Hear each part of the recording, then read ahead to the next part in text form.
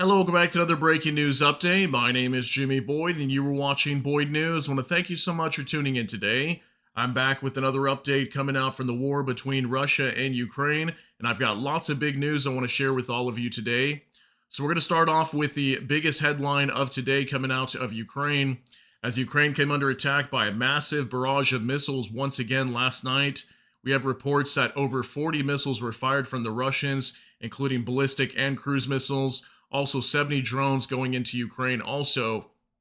So Ukraine came under a massive attack just last night, and it looks like most of these missiles were targeting the western region of Ukraine. Ukraine has a lot of gas storage over there and a lot of energy facilities. So that appears to be the main target of the attacks last night, was primarily energy and gas storage. So we do have reports of some damage inside of Ukraine. This is a picture actually coming out showing a map of the different locations of Ukraine that did come under attack.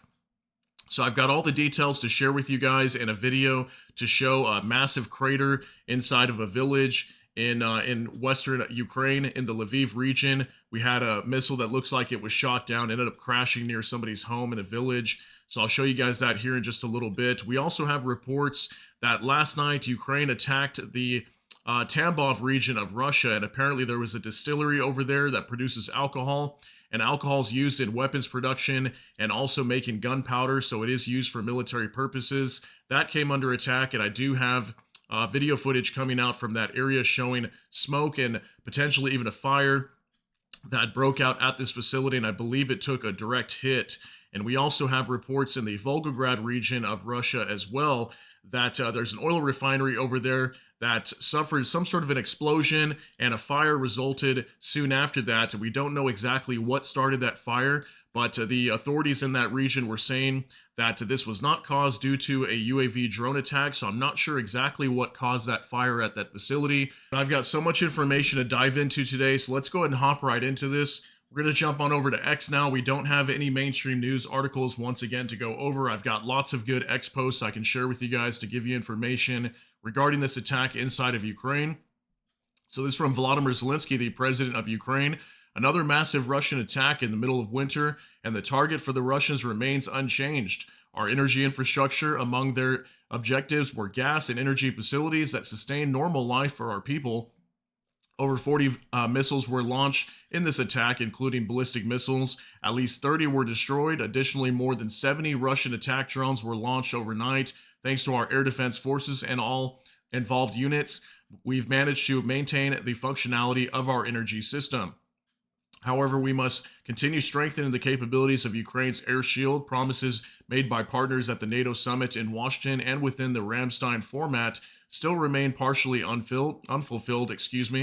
We've also discussed licenses for the production of air defense systems and missiles for them, which could serve as one of the effective security guarantees for Ukraine. That could be very big for them. And it says this is both realistic and necessary to implement. We are grateful to everyone who is helping our nation, but this is not just about our country. Right now, though, through the defense of Ukraine, we are determining whether Europe and the democratic world as a whole can reliably and effectively stop wars for the long term.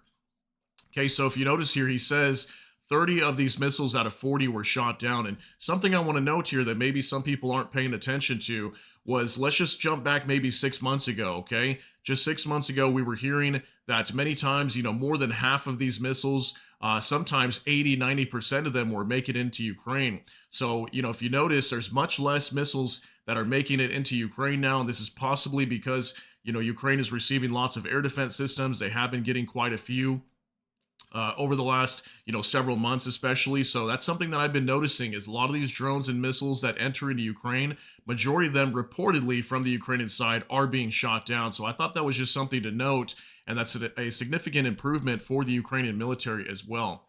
So now let's move on to War Translated Dmitry.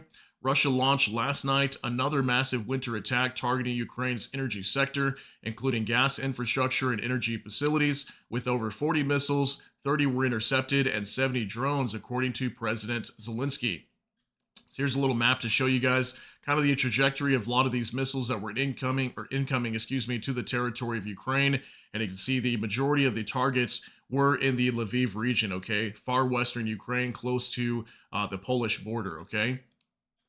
So now moving on to Anton Gerashenko. Russia attacked Ukraine's energy infrastructure this morning yet again. The target for the Russians is unchanged. Our energy sector, gas infrastructure, and energy facilities that ensure normal life for people were targeted. More than 40 missiles were launched, including ballistic missiles. At least 30 were shot down. There were also more than 70 Russian drones last night, the President Zelinskys wrote. Critical infrastructure facilities were targeted in Prikarpatia. Hopefully, I'm saying that right. In Ciscarpathia. Thankfully, there were no casualties. The head of the Ivano-Frankivsk military administration reported. Lviv region was also attacked with cruise missiles. The energy infrastructure of Lviv region was under attack. Emergency power cuts have been introduced in 6 regions. And it says here there's a video, a giant crater from a Russian missile in Lviv region. So this video actually did come out from a small village inside of the Lviv region. From what I understand, I saw some other videos that were more extended. This one's just 9 seconds long, showing this massive crater, but this is actually near some people's homes. What looks like a very poor village. Yeah, just massive crater here caused by one of the missiles that were probably downed by Ukrainian air defense systems. Or I'm not sure, maybe this was the target, who knows, but most likely was downed, okay? So moving on to another update from Max 24 in Lviv region. There's a hit on 2 critical infrastructure facilities in Drohobych and Stary districts, according to OVA, which is their regional administration. According to RU Media, missile strikes were launched on gas storage facilities in Lviv region. Video shows a huge crater from one of the Russian missiles. The same video that I just showed you guys, but there's just more information showing some of the targets that were hit in western Ukraine. So now moving on to NOAA reports. This morning, Russia launched a missile attack on Ukraine, aiming for gas storage facilities and critical infrastructure in Lviv and Ivano-Frankivsk regions. In Kiev, a fire was reported near a substation, but this was reportedly localized and extinguished quickly. Okay, so this looks like this video coming out from Kiev here. I'm not sure if this was caused by a drone or a missile. As far as I know, Kiev was not attacked by missiles, but maybe it's possible it could have been a missile, but most likely a drone attack reported over here just 6 seconds long. We got a fire that broke out inside of Kiev, the capital of Ukraine. Take a look.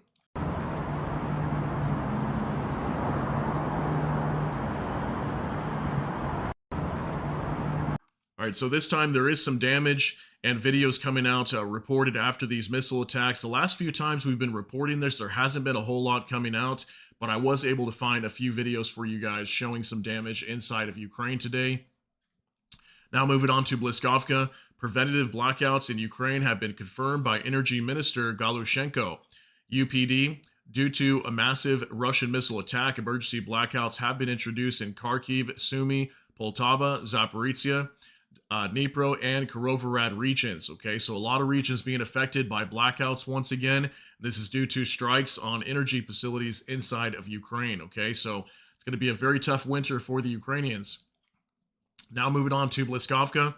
Poland has raised combat aircraft due to Russian missile attacks on Ukraine. So this was being reported just last night also. As these missiles were incoming into Ukraine, obviously they were targeting Lviv, which is right next to the Polish border. So Poland had to raise their combat aircraft also into the skies and protect their region in case any of these missiles headed into Poland, which I did not hear any reports of that. Now from Anton Gerashenko, Russian Telegram channels report a strike on a distillery in Tambov region of Russia. Alcohol is used in weapons production, including the production of gunpowder. I will attach a link to a very old-time article on this.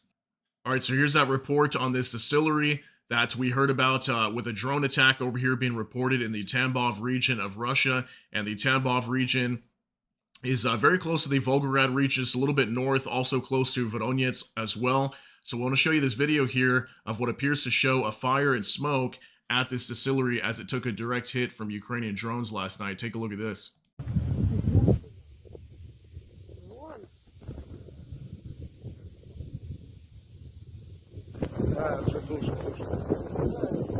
Не приехали? А вот ты что, не слышишь, блядь? Да вижу я. All right, so it looks like we do have a confirmed hit on this distillery. We can see all this smoke, and there was a fire that broke out here also at this facility. So This is actually multiple distilleries now that we've reported being attacked by Ukrainian drones. We just reported one probably, I want to say 3 to 4 weeks ago. We had another one, I think it was in the Voronezh region, that was attacked and destroyed, completely blew up in flames. This one doesn't look like it was hit as hard, but definitely some sort of fire breaking out here. We can see all that smoke.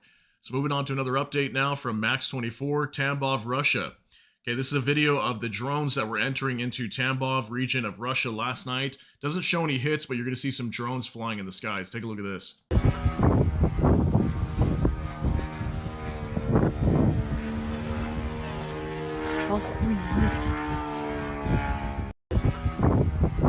Alright, this is probably one of those drones that were heading over to that distillery to try to destroy it. So lots of reports of drones entering the Tambov region of Russia last night. So now we're going to move on to another update from Freya Faye.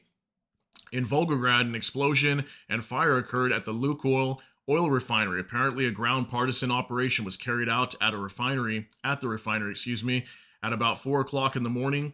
The Lukoil oil refinery caught fire in the Krasnoarmeysky district of Volgograd, Astra reports. Local residents wrote on social networks that they heard an explosion. Interestingly, unlike numerous other cases of fires at oil refineries and oil depots, the Volgograd Lukoil plant has not become the target of UAV attacks today. Local Volgograd authorities say the cause of the explosion and fire caused by internal reasons. Okay, so they're stating that this wasn't due to any sort of drone. Something happened on the inside, okay? Was this some sort of sabotage attack or some sort of freak accident? We don't really know, but it says here installation number 18 and 2 heat exchangers caught fire at the plant. The cause of the fire being determined, but it is already known that the fire was the result of an abnormal situation, in no way connected with any external influence. The GOAT officials wrap themselves in such formulations precisely when industrial facilities become the target of resistance forces operations.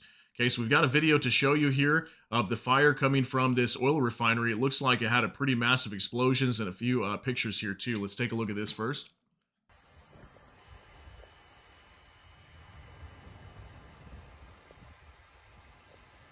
Что-то горит там. Да, прям там нормально. All right, we'll go ahead and pause it there. Not too much sound in this video, but we can see a massive blaze coming from this oil refinery. Again, don't know exactly how this fire was caused, but we did have an explosion over here. Okay, so this could have been maybe some partisan groups or potentially some sort of sabotage or something like that that caused this thing to go up in flames. But you can see even pictures further away showing the massive fire over here at this facility. So I don't have any updates if it's still on fire at this time, but it does look like it took some massive damage there. Now for Max24, we have a report that came out yesterday also of a furniture factory, and it says here with an area of 1,500 square meters is burning in Dagestan. It is reported that the fire has already spread to a residential building. So we had a furniture store also catching on fire, and why is this significant? Well, the reason why I'm bringing this up actually is because I've reported multiple furniture stores burning to the ground in the past. I'm not sure, maybe some of you guys have been around here for a little while. Maybe you remember some of these videos that I've been showing you guys, but I want to say this is probably 2 or 3, maybe more furniture stores that have caught fire and burned to the ground. I'm not sure exactly why the furniture stores would be burning down, but take a look at this.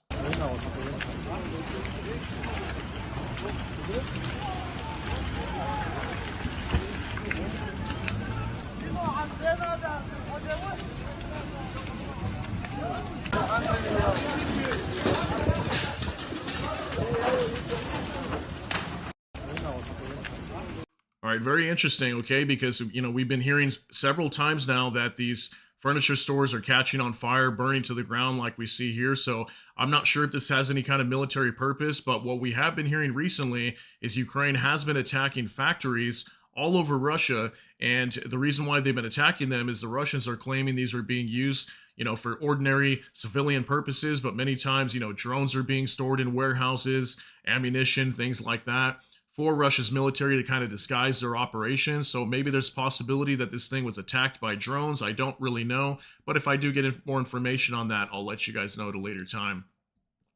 Now from Bliskovka, Russians shelled civilian infrastructure in Kramatorsk, according to RMA. 8 people were injured, including a 6-year-old girl and a 16-year-old schoolboy. Okay, so we have reports of attacks inside of Kramatorsk in Ukraine. It says Russian shelling, so I'm not sure what this was caused by. This looks like it could have been a drone attack, maybe striking this building, or maybe some sort of artillery shelling. I don't really know yet, but we did have an attack reported today in Kramatorsk inside of Ukraine, okay? Now for more translated Dmitry, 25 Ukrainians have returned home. A prisoner exchange took place between Ukraine and Russia with the support of the UAE. These are our military and civilians. Among them are defenders of Mariupol and Azovstal, as well as from Kharkiv, Donetsk, Zaporizhia, and Kherson regions. The guys have serious injuries and illnesses. Each of them will receive all the necessary medical care, stated President Zelinskys. Okay, so big report today. Looks like we had another prisoner exchange between Russia and Ukraine. I believe this was 25 for 25. So these are some of the photos of the men and prisoners who were being brought home. Looks like there was even some emergency crews showing up, paramedics as well to assist them as they showed up, as we're hearing here that many of them had illnesses and were sick and suffering from certain issues. So looks like they were taken care of by the emergency crews. They showed up, okay?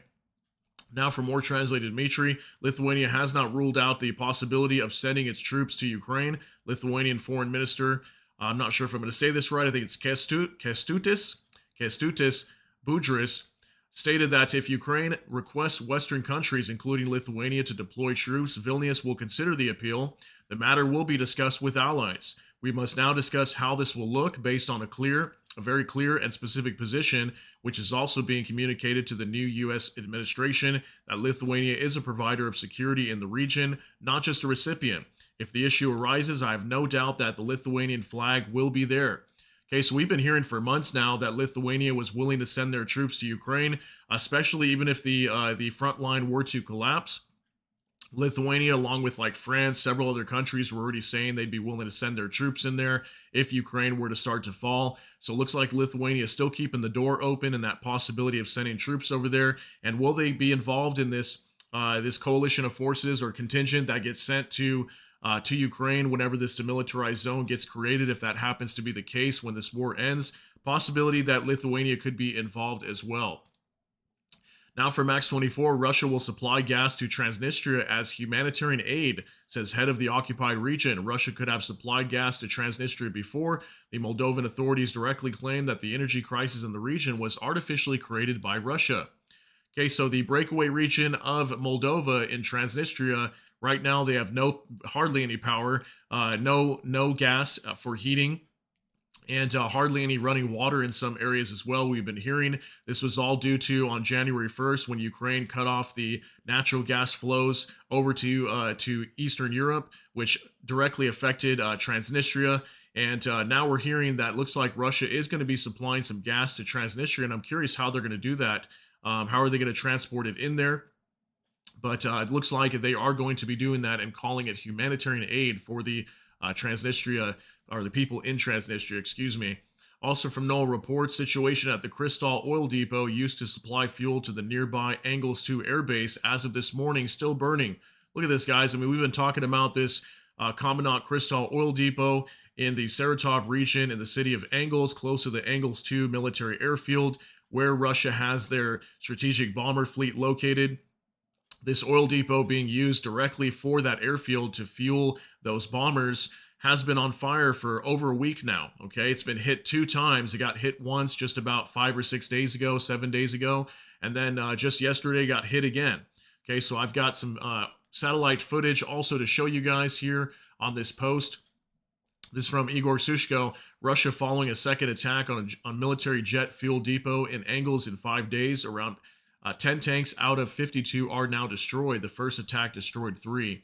So we have this satellite imagery now showing, dating back from September 12th, 2024 up until yesterday on January 14th, 2025, showing this thing pretty much destroyed, okay, for the most part. Looks like about 50% of this facility is now gone. We've got all these fuel tanks over here being destroyed, and what's being reported, at least 10 of these are completely gone, okay, and many of them also being damaged. So it looks like this facility taking a huge hit here. We've been reporting this a lot over the last week, that it's been hit multiple times, okay? Now for Bliskovka, some more of Zelinskys. theses after his meeting with the Polish Prime Minister. Okay, we've got some information about this today as Zelinskys was meeting with the Polish Prime Minister Donald Tusk today in Warsaw. He also met with the Foreign Minister and the President of Poland. So I want to show you guys some of the details of that today. It says here the Russian contingent in Ukraine numbers about 600,000 soldiers and the Ukrainian army 880,000. And it says, however, the defense forces defend the entire territory of Ukraine while the occupiers are concentrated in some areas, so they have a numerical advantage there. Ukraine produces more drones than Russia. However, Russians have more aircraft and tanks. About 33 to 34% of all weapons in Ukraine are domestically produced, and this is a serious increase as it used to be less than 10%. Ukraine and the U.S. are already working on a meeting with Trump after the inauguration. So something I want to note here, this is huge, guys. I mean, 33 to 34%, if that's true, of all weapons in Ukraine are domestically produced. That is absolutely amazing. Because at one point, Ukraine was producing very little weaponry, okay? We've been hearing they're mass producing lots of these Peklo drones now, and Palanitsia, the rocket drones that they've been working on. They're mass producing a lot of FPV drones in their country. Now they're working on even missiles, okay? We've been hearing that they're working on ballistic missiles, cruise missiles, upgrading their Neptune missile. So Ukraine definitely, the longer this war has been going on, they've been increasing their own domestically produced weaponry. So that's very big for Ukraine, okay? Now for Max 24, Russia planned air terror and sabotage against airlines in Poland and around the world, according to Polish Prime Minister Tusk. Okay, this is allegedly something that the Prime Minister mentioned at the meeting today with the Ukrainian President Volodymyr Zelinskys. He stated that Russia was planning air terror and sabotage. Now, there was stories weeks back, if you guys remember, especially with DHL inside of like Germany. I think Germany and some other countries inside of Europe were reporting that some packages were mysteriously catching on fire or exploding prior to being loaded on some of these planes. Soon after that, probably about 2 weeks later, we started to hear that there was a DHL cargo plane that somehow caught fire in the air or something. It exploded, crashed on the ground inside of, I believe, Estonia or Latvia or something like that. Lithuania, I think it was Lithuania. And yeah, so, we've been hearing that maybe Russia could be, trying to plant some of these packages on some of these planes, try to make them come down. So maybe that's what he's talking about, because we did hear reports of that just weeks back. But he is claiming that Russia was planning air terror and sabotage against airlines in Poland and around the world. Pretty big claim for him to come out and say that. Also from Max 24, the 46th aid package for Ukraine worth over 200 million euros is ready to be sent, according to Prime Minister Tusk. Poland is helping Ukraine's efforts to fight the Russian attack. Another aid package is ready. We need to talk about this as little as possible and do much as possible. Okay, this was a picture of Donald Tusk and Volodymyr Zelinskys as they met today. So we were hearing recently that Poland was going to be sending over a new package of aid to Ukraine. Looks like that was announced today. Okay, 200 million euros in support for the Ukrainians. Also from Nexta, negotiations between Zelinskys and Tusk have concluded in Warsaw. The politicians discussed defense issues, the supply and production of weapons, relevant investments, and the strengthening of sanctions against Russia. Additionally, the Ukrainian president talked with the Polish prime minister about working together on Ukraine's accession to the European Union. During the press conference, Volodymyr Zelinskys also mentioned that he is preparing for a meeting with Donald Trump. Ukraine and the United States are already working on organizing the talks, which will take place after the American president's inauguration. So here's again some photos of them two while they were meeting today inside of Warsaw in Poland. Here's another photo while they were walking together. All right, so that's the conclusion of that meeting with Donald Tusk and Volodymyr Zelinskys today in Poland. Now it says from Nexta, the EU may ban Russian liquefied natural gas and aluminum imports from Russia as part of the 16th package of sanctions. Bloomberg quoted sources as saying, in addition, it is planned to impose restrictions on dozens of vessels of the shadow fleet of the Russian Federation, as well as to strengthen export controls on goods for military purposes. The publication notes that such a move will lead to the disconnection of more banks from the international SWIFT system. According to the sources, the restrictions on aluminum will be introduced gradually, while the timing and volumes have not yet been determined. Here's a report today from Bloomberg. It says EU considers gradual ban on Russian liquefied natural gas and aluminum. Measures would be part of the bloc's 16th package of sanctions. Move may also add more vessels from Moscow's shadow fleet. I mean, this is again just more tightening of the news coming from the EU now. We just had those major sanctions being announced last week on Friday, I believe it was, onto Russia, targeting their energy sector, oil sector, liquefied natural gas production, and also their shadow fleet of vessels. Looks like they're going to be going after more of those, and this is going to, even more distance Russia from the West and put heavy strain on their economy. Okay, and they're already starting to see that right now. Now, from NO reports, the Biden administration, about to finish its term, is reportedly urging European allies to support transferring frozen Russian funds to a special account as a negotiation tool for Ukraine. They've discussed the idea with Trump's team, including Marco Rubio and Mike Waltz, who back it, believing it could push Russia to negotiate and help end the war. Okay, I thought this was some interesting information coming out today, that they might transfer these frozen Russian funds, at least some of them, and maybe put them into a separate account. I'm not sure if they're going to use it as a bargaining chip to maybe, try to get some land back inside of Ukraine, or what's going to happen here. But I'm curious too, who's going to be managing these funds, who's going to handle the account and make the call at the end of the day. We have been hearing also that, even Volodymyr Zelinskys was saying, hey, just give the $300 billion that's sitting in European banks.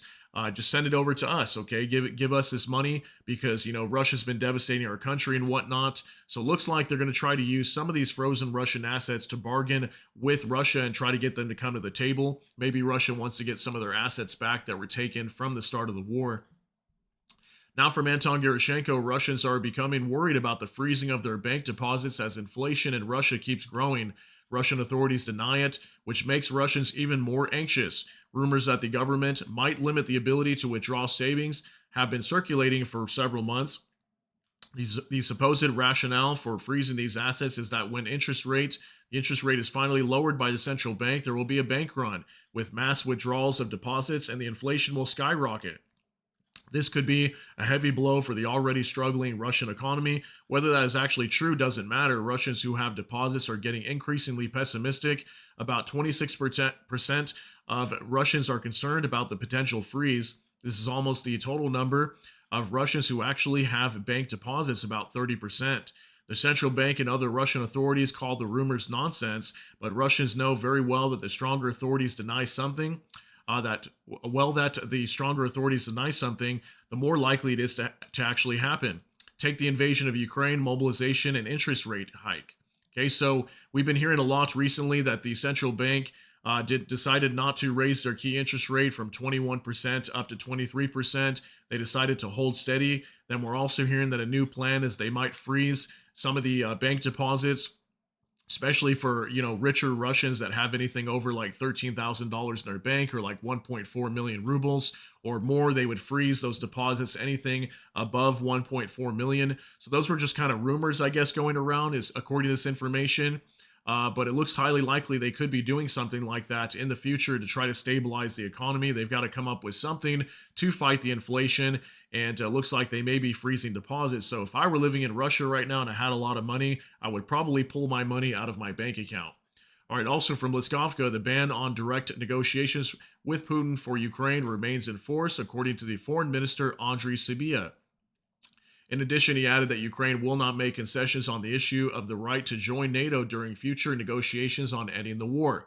Okay, these were some statements today, coming out from the foreign minister, Andriy Sybiha. So one of the big things he mentions here, once again, is that Ukraine will not make concessions on the issue of the right to join NATO during future negotiations. Okay, so it looks like Ukraine still wants to join NATO, and they don't really care what Russia says. Russia's coming out a lot and saying, we don't want Ukraine to join NATO, or else this war is not going to end, whatever it might be.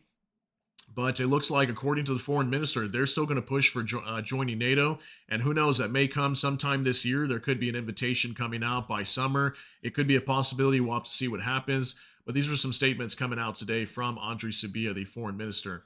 Okay, also from the Ukrainian Review, Trump advisors admit Ukraine peace deal will take months, according to Reuters. They called the one-day promise a combination of campaign bluff, an insufficient appreciation of the difficulties of resolving the conflict, and the time it would take to staff a new administration. Russia has also sent mixed signals about the potential peace deal. All right, so just another update regarding the Trump team in terms of ending this war in Ukraine within one day. It looks like that's not going to be the case, and it looks like they underestimated a lot of factors when it comes to this war, and we're hearing that it could take several months, probably 3 to 4 months, maybe longer, who knows, before a deal could be settled between Russia and Ukraine. All right, finally, I want to show you one last thing here, and it says, is from Hustle B. Okay, there's a bad word there. I'm not going to say it. But it says, what the hell did Biden's national security advisor just say? An unexpected event in the next few days is totally possible. Is this a threat? Okay, now this isn't exactly relating to Ukraine, but I wanted to slam this in here and show this to you guys. Thought it was pretty crazy because we do talk about the national security advisor. His name is Jake Sullivan for the Biden administration. Okay, we've been discussing him a lot in the past. He usually announces, aid for Ukraine on whether Ukraine's going to get support, assistance, things like that. So one of his last conferences that he held recently, I think it was just yesterday, he basically mentioned that, he hoped it was his last time at the podium. And if he ever comes back, it would be most likely due to some sort of unexpected event in the next few days. So I wonder if this was some sort of message being sent, or maybe it's just him stating that, hey, anything could happen. So, if something bad happens, that's probably the only reason I'll come back here. But let me know what you think. Take a look at this. I just will say one last word, which is, I hope this is my last time at this podium, at least for a little while. I don't mean that in a negative sense. I mean, the only thing that would bring me back is an unexpected event in the next few days, which, as you all know, is totally possible given everything you've seen over the course of the past years. But if it is, in fact, my last time before you, I just want to say thank you for what you guys do every day. Thank you for putting up with me. I just will say... Okay, interesting, right? And I'm not saying that, something's going to happen here in the next days, and maybe he's not saying that as well, but I thought it was a very interesting way to kind of close out one of your last conferences that you hold with the press. Wouldn't you want to just say, thank you for everything, and to kind of just, give thanks back to the community for allowing him to be in his position, but instead he decided to say that, he might come back in a few days if something crazy were to happen. So, let me know what you think about that down below. I thought that was interesting. Just wanted to share that with you guys. Now, a couple updates regarding the attacks with Ukraine, then we'll give you our daily update regarding Russian losses in this war. Now, from Max 24, 30 missiles and 47 enemy UAVs shot down. These were all the missiles incoming into Ukraine and drones. Just last night, 3 out of 4 caliber cruise missiles shot down, 23 out of 27 KH-101 and KH-55CM cruise missiles, and also 4 out of 4 shot down KH-59 and KH-69 guided aircraft missiles, 0 out of 1 Iskander-M and KN ballistic missile, 0 out of 7 KH-22-32 cruise missiles, 47 out of 74 Shahed attack drones were shot down, and 27 UAVs did not reach their targets or lost in location. Okay, so here's a little diagram to show you all the missiles that were incoming into Ukraine last night and the drones in total. So right around 40 or so missiles and 70 or so drones also incoming to Ukraine last night. Finally, last update from the Kyiv Independent. These are the indicative estimates of Russia's combat losses as of January 15th, according to the armed forces of Ukraine. All right, guys, so our final update here, Russia's losses as of January 15th, 1,580 troops, 22 AFVs, 204 vehicles and fuel tanks, 13 tanks, 52 artillery systems, 107 UAVs, and 2 anti-aircraft warfare systems. These are all reported from the Ukrainian side, from their intelligence. So lots of good information today. Just want to give you guys an update what happened over here inside of Ukraine last night with this massive missile attack, primarily targeting the western side of Ukraine. And yeah, we definitely had some strikes again inside of Russia to report today. So I have a feeling over the next week, we're going to be hearing constant attacks inside of Russia. And I think this is due to massive supplies of drones that Ukraine has right now. So expect lots of drone attacks being reported every single day inside of Russia that I will be sharing with you guys. But I want to thank you so much for tuning in today.